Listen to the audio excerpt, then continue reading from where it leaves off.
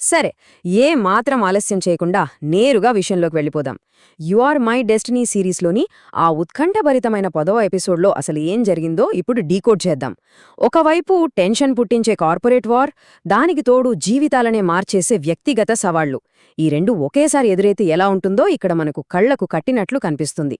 ఈ ప్రయాణంలో సీఈఓ వాంగ్ జీఈ, చెన్ జియాక్సిన్ల జీవితాలు ఎలాంటి ఊహించని మలుపులు తిరిగాయో వివరంగా చూద్దాం. కథ మొదట్లోనే ఒక అదిరిపోయే ట్విస్ట్ ఉంటుంది. హెరిటేజ్, హైఫీ గ్రూప్ల మధ్య ఒక పెద్ద రిబ్బన్ కటింగ్ వేడుక జరుగుతుంటుంది. కానీ అక్కడ సీఈఓ వాంగ్ జీఈ తీసుకున్న స్టాండ్ చూస్తే నిజంగా రోమాలు నిక్కబడుచుకుంటాయి. జియాక్సిన్పై పబ్లిక్గా దుష్ప్రచారం జరుగుతుంటే అతను సైలెంట్గా ఉండలేకపోతాడు. హైఫీ గ్రూప్ బాస్ జౌజాన్ ప్రవర్తన ఎంత దారుణంగా ఉంటుందంటే అసలు ఏమాత్రం ఆలోచించకుండా ఆ కాంట్రాక్ట్ ఎంత లాభదాయకమైనదైనా సరే జీఈ వెంటనే దాన్ని క్యాన్సల్ చేసేస్తాడు. తన వాళ్లపట్ల అతనికున్న కమిట్మెంట్ అలాంటిది మరి. దీని వెనుక అసలు కథ వేరే ఉంది. ఇక్కడ మనం రెండు పూర్తిగా భిన్నమైన ప్రపంచాలను చూడొచ్చు. ఒకవైపు ఫ్లవరీ ఐలాండ్లో దశాబ్దాలుగా నడుస్తున్న మన సాంప్రదాయ హెరిటేజ్ సోప్ ఫ్యాక్టరీ. వీళ్ళ మెయిన్ ఫోకస్ అంతా క్వాలిటీ, అలాగే వర్కర్ల మీద ఉన్న నమ్మకం. ఇంకోవైపు చూస్తే మార్కెట్ అంతా కబ్జా చేయాలనుకునే అగ్రెసివ్ హైఫీ గ్రూప్. వాళ్లకి ఎథిక్స్తో పెద్దగా పనిలేదు. వాంగ్ జీఈ పబ్లిక్గానే హైఫీ షాంపూ వాసన ఎంత భరించలేనంతగా ఉందో చెప్పడం వాళ్ల ప్రొడక్ట్స్ మీద అతనుకున్న ఒపీనియన్ ఏంటో మనకు క్లియర్గా అర్థమయ్యేలా చేస్తుంది. కానీ అలా ఒక్కసారిగా హైఫీతో కాంట్రాక్ట్ క్యాన్సిల్ చేయటం జీఈకి ఒక పీడకలలాంటి పరిస్థితిని తెచ్చిపెట్టింది. ఒక్కసారి ఊహించుకోండి, ఒకేసారి ఎన్ని ప్రాబ్లమ్స్ వచ్చాయంటే హెరిటేజ్ కంపెనీ షేర్ల ధరలు పాతాళానికి పడిపోతున్నాయి. జీఈ వాళ్ల నానమ్మ, అంటే ఆ కంపెనీ చైర్వుమన్, ఆరోగ్యం క్షీణించి ఆస్పత్రి పాలయ్యారు. బోర్డు సభ్యులేమో వెంటనే పరిస్థితిని చక్కదిద్దుకోపోతే సీఈఓ పదవి నుంచి పీకేస్తామని వార్నింగ్ ఇస్తున్నారు. వీటన్నింటికీ తోడు హైఫీ గ్రూప్ నుంచి లీగల్ నోటీస్ కూడా వచ్చింది. ఒక సీఈఓకి ఒకేసారి ఇంతకంటే పెద్ద కార్పొరేట్ డిజాస్టర్ ఇంకేమైనా ఉంటుందా? సరిగ్గా ఇలాంటి టైట్ సిచ్యువేషన్లో బోర్డ్ మెంబర్స్ జీఈకి ఒక అల్టిమేటం జారీ చేస్తారు. పాత ఆటోమేటెడ్ ప్రొడక్షన్ ప్లాన్ను మళ్లీ తీసుకురావాలని, ఫ్లవరీ ఐలాండ్లోని ఫ్యాక్టరీ కార్మికులను తీసేసి ఖర్చులు తగ్గించాలని వాళ్ల డిమాండ్. లేదంటే ఆ జౌ జాన్కు బేషరతుగా సారీ చెప్పి మళ్లీ అగ్రిమెంట్ చేసుకోవాలంటారు. కాని తన నానమ్మ ఆ ద్వీప ప్రజలకు ఇచ్చిన మాటను నిలబెట్టడానికి, వాళ్ల ఉద్యోగాలను కాపాడటానికి జీఈ ఏమాత్రం వెనక్కి తగ్గడు. ఆ రెండు ఆప్షన్లను నిర్మోహమాటంగా రిజెక్ట్ చేస్తాడు. ఒకవైపు ఈ కార్పొరేట్ టెన్షన్స్ తట్టుకోవడమే కష్టమనుకుంటే కథలో ఒక అనుకోని ట్విస్ట్ ఎదురవుతుంది. జీఈ తన భార్య జియాక్సిన్ను కలవడానికి హాస్పిటల్కి వెళ్ళినప్పుడు వాళ్లతో పాటు నిండు గర్భిణి అయిన జియాక్సిన్ కజిన్ కూడా ఉంటుంది. దురదృష్టవశాత్తు వీళ్ల ముగ్గురూ ఒక ఎలివేటర్లో ఇరుక్కుపోతారు. సరిగ్గా అదే టైంకి కనీసం మొబైల్ నెట్వర్క్ కూడా ఉండదు. సరిగ్గా అప్పుడే ఆ గర్భిణీకి ప్రసవ వేదన మొదలవుతుంది.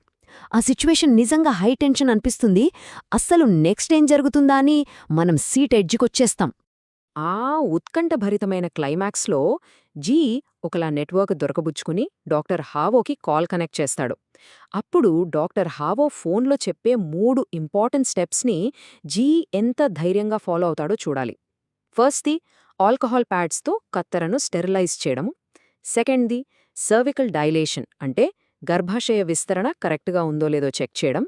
ఇక థర్డ్ది ఆ నొప్పులను తట్టుకోవడానికి గర్భిణితో లమాజ్ బ్రీదింగ్ టెక్నిక్ చేయించడం. అదొక ఎమర్జెన్సీ ఆపరేషన్ లాగా సాగుతుంది.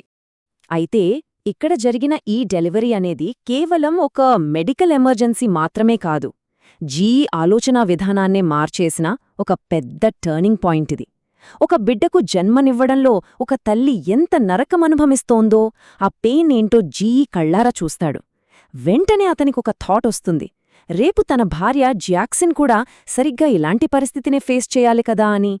ఆ ఒక్క ఆలోచన అతన్ని లోపల నుంచి కదిలించేస్తుంది. అందుకే జియాక్సిన్ డెలివరీ టైంలో తాను ఖచ్చితంగా ఆమె పక్కనే ఉంటానని, ఆమెకు ప్రతి క్షణం అండగా ఉంటానని ఎంతో ఎమోషనల్గా ప్రామిస్ చేస్తాడు. ఇక్కడ పర్సనల్ ఎమోషన్స్ ఇలా ఉంటే, కట్ చేస్తే మళ్లీ సీన్ ఆ టెన్షన్తో ఉన్న బోర్డ్రూమ్కి షిఫ్ట్ అవుతుంది. జీఈ లేకుండానే ఆ బోర్డు డైరెక్టర్లందరూ ఒక అర్జెంట్ మీటింగ్ పెట్టేస్తారు. ఎలాగైనా సరే కంపెనీ జనరల్ మేనేజర్గా జీఈని తీసేయాలని వాళ్ల ప్లాన్. కంపెనీ షేర్లన్నీ పడిపోవడానికి అతనే కారణమని వాళ్ల కోపం. ఇంకేముంది, వాళ్లు ఓటింగ్ కంప్లీట్ చేసే సరిగ్గా ఆ సెకండ్లో జీఈ ఒక రేంజ్లో ఎంట్రీ ఇస్తాడు. ఊరికే రాలేదు, ఫ్రాన్స్ నుంచి తనకొచ్చిన ఒక సంచలనాత్మకమైన ఈమెయిల్ని వాళ్ళందరి ముందు పెడతాడు. అసలు ఆ ఈమెయిలే ఈ మొత్తం ఎపిసోడ్కి ఒక పెద్ద బ్రహ్మాస్త్రం. అదేంటంటే పిఐఎఫ్ పిఫ్ ఆథరైజేషన్. అంటే యూరోప్లో కాస్మెటిక్స్ అమ్మాలంటే ఈ ప్రోడక్ట్ ఇన్ఫర్మేషన్ ఫైల్ అప్రూవల్ తెచ్చుకోవడం మామూలు విషయం కాదు. ప్రోడక్ట్ క్వాలిటీ, సేఫ్టీ, ప్యాకేజింగ్, ఇంకా అందులో ఎలాంటి హానికరమైన కెమికల్స్ లేవని నిరూపించుకునే కఠినమైన టెస్టునన్నీ పాసవ్వాలి. ఈ ఆథరైజేషన్ రావడం చిన్న అచీవ్మెంట్ కాదు. ప్రధాన యూరోపియన్ మార్కెట్లకు తమ ఉత్పత్తులను సప్లై చేయగల మొట్టమొదటి దేశీయ కంపెనీగా మన హెరిటేజ్ సరికొత్త చరిత్ర సృష్టించింది. ఇక్కడ మనం గమనించాల్సిన ఒక ఇంట్రెస్టింగ్ నంబరుంది. అదే 3. ఆ అద్భుతమైన యూరోపియన్ స్టాండర్డ్స్ని మ్యాచ్ చేయడానికి జీఈ రహస్యంగా ఏకంగా 3 సంవత్సరాలు కష్టపడ్డాడు. అప్పటికప్పుడు వచ్చే లాభాల కోసం షార్ట్ కట్స్ వెదకకుండా క్వాలిటీ మీద మాత్రమే ఫోకస్ చేసి ఇన్నాళ్లుగా యూరప్ మార్కెట్స్ రిజెక్ట్ చేస్తున్న తమ ప్రొడక్ట్స్కి ఫైనల్గా గ్రీన్ సిగ్నల్ తెచ్చాడు. ఈ 3 ఏళ్ల వెయిటింగ్ చూశాక బోర్డు సభ్యులందరికీ మైండ్ బ్లాంక్ అయిపోయింది. ఇన్స్టంట్ ప్రాఫిట్స్ కంటే క్వాలిటీకి జీఈ ఇచ్చిన ఇంపార్టెన్స్ ఏంటో వాళ్ళకప్పుడు అర్థమైంది. ఇక ఈ సక్సెస్కి ఇంకో రేంజ్ ఎలివేషన్ ఏంటంటే మీటింగ్లోకి వరల్డ్ హెల్త్ ఆర్గనైజేషన్ అడ్వైజర్ అయిన గౌరవనీయులైన డాక్టర్ హౌ వస్తాడు. ఆయన మన హెరిటేజ్ ప్రొడక్ట్స్కి అఫీషియల్ బ్రాండ్ అంబాసిడర్గా ఉండటానికి ఒప్పుకుంటాడు. ఇంకేముంది, జీఈని వ్యతిరేకించిన డైరెక్టర్లందరి నోళ్లు మూతపడిపోతాయి. అయితే ఇక్కడొక స్వీట్ సీక్రెట్ ఏంటంటే డాక్టర్ హౌ ఈ డెసిషన్ తీసుకోవడానికి మెయిన్ రీజన్ జీ ఒక్కడే కాదు. ఇంతకుముందు జియాక్సిన్ చూపించిన అమాయకత్వం, ఆమె నిజాయితీ ఆయన్ని అంతలా కనెక్ట్ అయ్యేలా చేశాయి. ఇక రిజల్ట్ ఎలా ఉంటుందో ఒక్కసారి ఊహించండి. కర్మ ఎవ్వరిని వదిలిపెట్టదు అంటారు కదా, అదిక్కడ కరెక్ట్గా సరిపోతుంది. హైఫీ గ్రూప్ వాళ్ళు తమ ప్రాడక్ట్స్లో వాడకూడని ప్లాస్టిసైజర్స్ లాంటి డేంజరస్ కెమికల్స్ వాడినట్లు న్యూస్ బయటపడుతుంది. దాంతో మార్కెట్ నుంచి వాళ్ల ప్రాడక్ట్స్ అన్నీ బ్యాన్ అయిపోతాయి. అదే టైంలో ఒక పక్క యూరోపియన్ సర్టిఫికేషన్, ఇంకో పక్క డాక్టర్ హవో సపోర్ట్. వెరసి మన హెరిటేజ్ బ్రాండ్ ప్రాడక్ట్స్ అన్నీ నిమిషాల్లో సోల్డౌట్ అయిపోయి మార్కెట్లో ఒక తిరుగులేని ఆధిపత్యాన్ని సొంతం చేసుకుంటాయి. బిజినెస్లో ఇంతటి గ్రాండ్ సక్సెస్ కొట్టినప్పటికీ ఒక మనిషిగా జీఈ ఎంత మారాడో అనేది ఇక్కడ చాలా బ్యూటిఫుల్గా చూపిస్తారు.